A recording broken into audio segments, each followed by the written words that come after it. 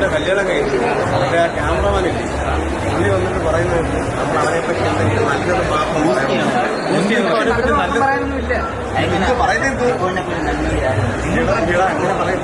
ഇതിപ്പോ നമ്മൾ നല്ല എന്തെങ്കിലും പറയുന്നത് അവർക്ക് സമൂഹത്തിട്ട് മറ്റുള്ളവരെ കാണിക്കും. അപ്പൊ നല്ലത് മാത്രം എന്തെങ്കിലും സെറ്റ് ചെയ്ത് വെക്കണം. അവന്റെ പഴയ മറ്റേ ഇതായി കൂടുതലും പറയാൻ പാടില്ല. അതിന് നാട്ടുകാർ കാണുന്ന സംഭവമാണ്.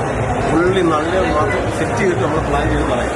എന്തെങ്കിലും 3-4 പോയിന്റ് നോട്ട് ചെയ്ത് പറയുവാണെങ്കിൽ നമുക്കത് അത് വെച്ചിട്ട് ആക്ട് ചെയ്ത് പറയാം. പുള്ളി മറ്റേ ക്യാമറ നോക്കുന്ന ആൾ അറിയത്തില്ലല്ലോ. അതല്ല, അത് പറയില്ല. കല്യാണം ഇപ്പൊ ഇനിയിപ്പോ കെട്ടാനിപ്പോ നിനക്ക് എത്ര വയസ്സാണ്?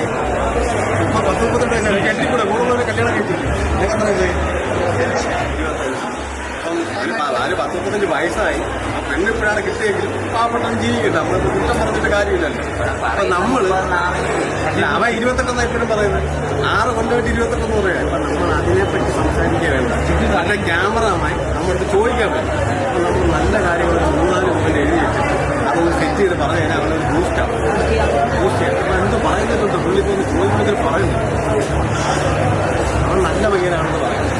പണ്ടോട്ട് നമുക്ക് അറിയാതെ അറിയാം നമ്മുടെ നാട്ടിലുള്ള നല്ല ഏറ്റവും നല്ല പയ്യനാണെന്ന് പറയാം.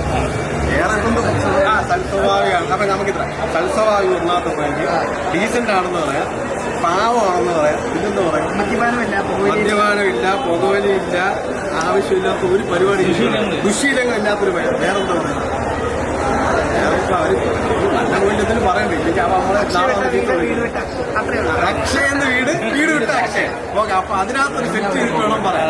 അപ്പൊ ക്യാമറമാൻ വരുമ്പോഴത്തേക്കും ഇതൊന്ന് സെറ്റ് ചെയ്തല്ല ഇല്ല. തെറ്റിച്ച് പറഞ്ഞാൽ അവൻ വന്നിട്ട് ചീത്ത വിളിക്കും. അത് തോറിയാൽ വെറും മുട്ടുണ്ടോ. അപ്പൊ ഈ സംഭവം നമ്മളൊന്ന് സെറ്റ് ചെയ്തിട്ട് പ്ലാൻ ചെയ്തിട്ട് പറയാം. ഓക്കെ പാടി. ഓക്കെ.